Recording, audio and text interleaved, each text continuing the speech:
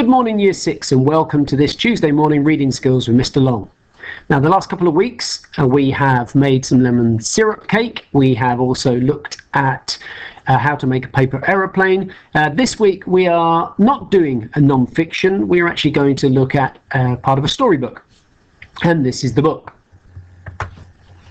It's The Tales of Beedle the Bard by J.K. Rowling. And it's a spin-off of the Harry Potter series. It's a book that she wrote to raise money for her children's charity, and I thought I would introduce it to you. It's not too long, it's quite an easy read, and something that if you wanted to try and get out of the library or have it bought as a little treat, I would certainly recommend it. So, here we go. This is the introduction, and if we enjoy it, I might read some of the stories from The Tales of Beedle the Bard in future lessons. The Tales of Beedle the Bard is a collection of stories written for young wizards and witches. They have been popular bedtime reading for centuries, with the result that the hopping pot and the fountain of fair fortune are as familiar to many of the students at Hogwarts as Cinderella and Sleeping Beauty are to Muggle, non-magical children. Beedle's stories resemble our fairy tales in many respects. For instance, virtue is usually rewarded and wickedness punished. However, there is one very obvious difference. In Muggle fairy tales, magic tends to lie at the root of the hero or heroine's troubles. The Wicked Witch has poisoned the apple, or put the princess into 100 years' sleep, or turned the prince into a hideous beast. In the Tales of Beedle the Bard, on the other hand, we meet heroes and heroines who can perform magic themselves, and yet find it just as hard to solve their problems as we do. Beedle's stories have helped generations of wizarding parents to explain this painful fact of life to their young children, that magic causes as much trouble as it cures. Another notable difference between these fables and the Muggle counterparts is that Beedle's witches are much more active in seeking their fortune than our fairy tale heroines. Asha, Altheda, Amata and Babbity Rabbity are all witches who take their fate into their own hands, rather than taking a prolonged nap or waiting for someone to return a lost shoe. The exception to this rule, the unnamed maiden of the warlock's hairy heart, acts more like our idea of a fairy book princess, but there's no happily ever after at the end of her tale. Beedle the Bard lived in the 15th century, and much of his life remains shrouded in mystery. We know that he was born in Yorkshire, and the only surviving woodcut shows that he had an exceptionally luxuriant beard.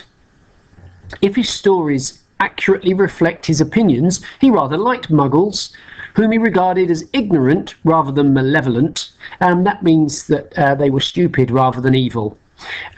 He mistrusted dark magic, and he believed that the worst excesses of wizard kind sprang from the all-too-human traits of cruelty, apathy, that means being lazy, or arrogant misapplication of their own talents.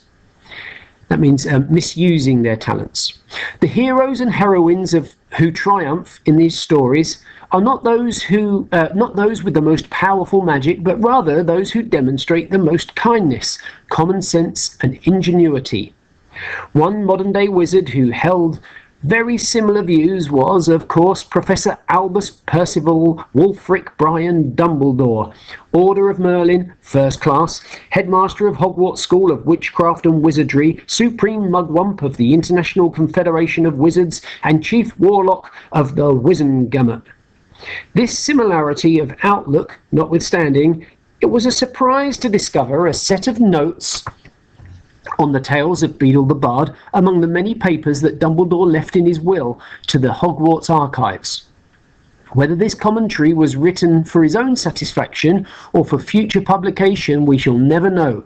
However, we have been graciously granted permission by Professor Minerva McGonagall, now headmistress of Hogwarts, to print Professor Dumbledore's notes here, alongside a brand new translation of the tales by Hermione Granger.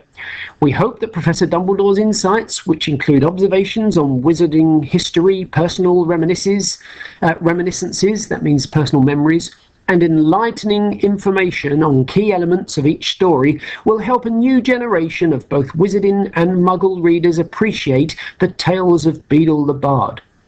It is the belief of all who knew him personally that Professor Dumbledore would have been delighted to lend his support to this project, given that all royalties are to be donated to Loomis, a charity which works to benefit children in desperate need of voice. It seems only right to make one small additional comment on Professor Dumbledore's notes. As far as we can tell, the notes were completed around 18 months before the tragic events that took place at the top of Hogwarts' Astronomy Tower. Those familiar with the history of the most recent Wizarding War, everyone who's read all 7 volumes of Life of Harry Potter, for instance, will be aware that Professor Dumbledore reveals a little less than he knows or suspects about the final story in this book. The reason for any omission lies perhaps in what Dumbledore said about truth many years ago to his favourite and most famous pupil. It is a beautiful and terrible thing, and should therefore be treated with great caution.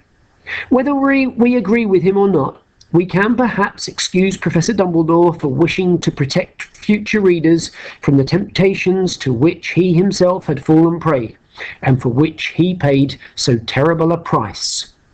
J.K. Rowling, 2008. Now on to our questions. Question 1, retrieval. What name does the author give to non-magical children? Pause if you want time to find that answer. And the same with all of my questions. Question 2, vocabulary. Find and copy a word that means goodness. Goodness. Question 3, retrieval. What is Babbity Rabbity? What is Babbity Rabbity? Question 4, explain. What is different about the ending of the Warlock's Hairy Heart compared to one of our fairy tales? Question 5, true or false? Beedle the Bard lived sometime between 1500 and 1599. Question 6. List 2 human traits. Question 7. Who agreed with Beedle the Bard's views? Question 8. Who is Professor McGonagall? Question 9. What is the name of the charity benefiting from the profits of this book? Next. Question 10. What is a beautiful and terrible thing that should be treated with great caution? What is it that Dumbledore was talking about there? A beautiful and terrible thing that should be treated with great caution. What should? And finally, question 11, inference.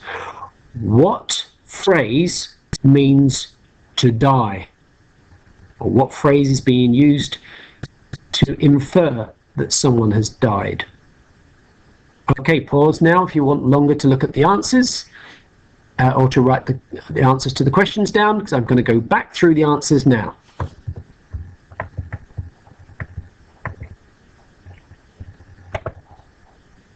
I'll get my pen to underline. And here we go. What name does the author give to non-magical children? Well, I look, skim and scan until I find non-magical children, and it says here that at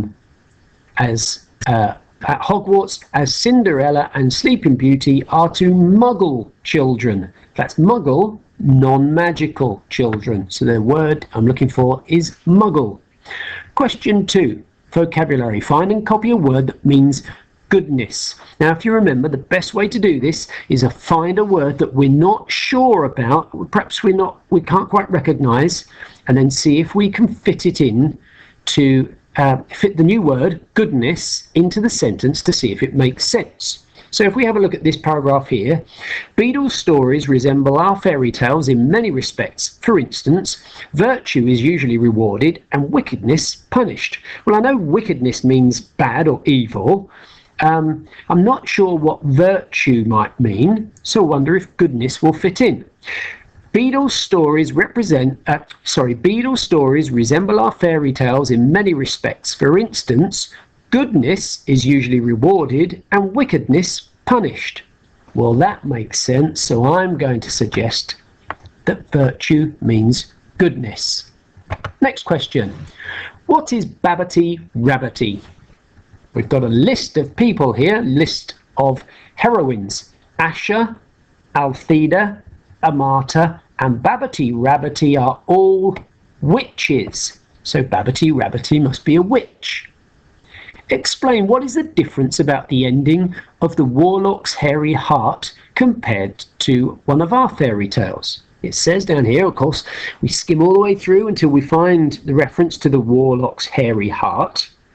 And it says that the maiden acts more like our own idea of a of a storybook princess, but, and here's the different ending, the difference, there is no happily ever after. Of course, a lot of our fairy tales end and they all lived happily ever after.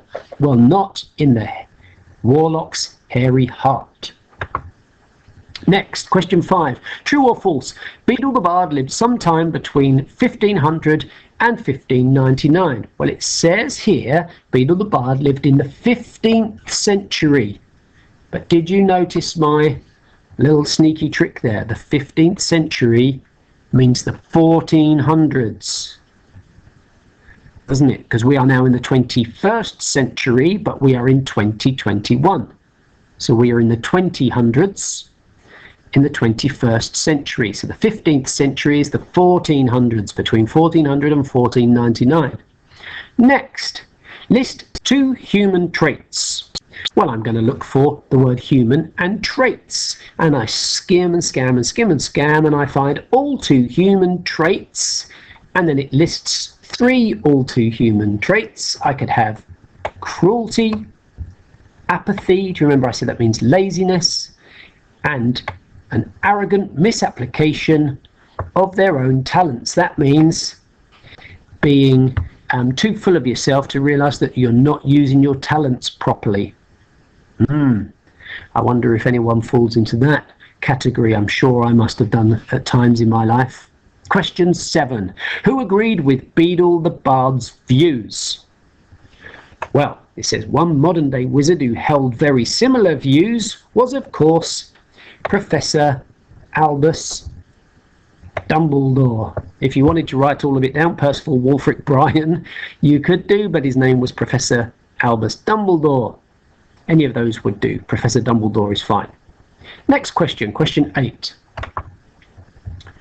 Who is Professor McGonagall? Now I kept this in because it's really important when you're doing reading skills that you don't rely on what you think you know, that you rely on what was written in the text you are showing your reading skills about. So forget everything else you know about Professor McGonagall if you've read all of the books and seen all of the films. All we need to know about is what it says in this text. And it says, Minerva McGonagall is now the head mistress of Hogwarts. And that's the answer. Okay, so nothing about her being Harry's housemaster or anything like that. We just want what the text says the person is. Question 9.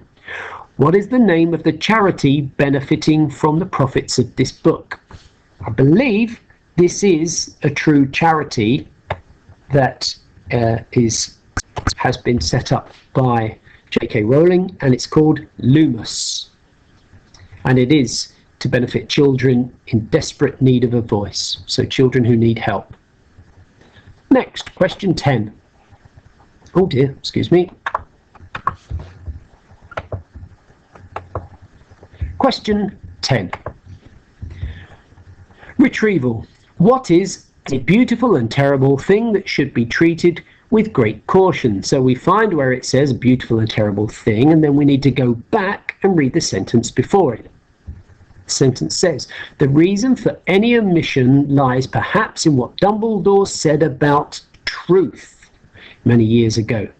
So he's saying that truth is a beautiful and terrible thing and should therefore be treated with great caution. So our answer is truth. And finally, question 11. What phrase means to die? And sometimes you won't know the answers to these questions, and maybe just look for a phrase of something that you're less than familiar with. And if we scan all the way from top to bottom, we get right to the bottom here. It's talking about Dumbledore, and it says, for which he paid so terrible a price. So to pay a terrible price means that he died unpleasantly. Okay, there's our 11 questions for today. I hope you've enjoyed the introduction to the tales of Beedle the Bard, and maybe next week we'll read one of those tales together. Enjoy the rest of your day. Bye-bye for now.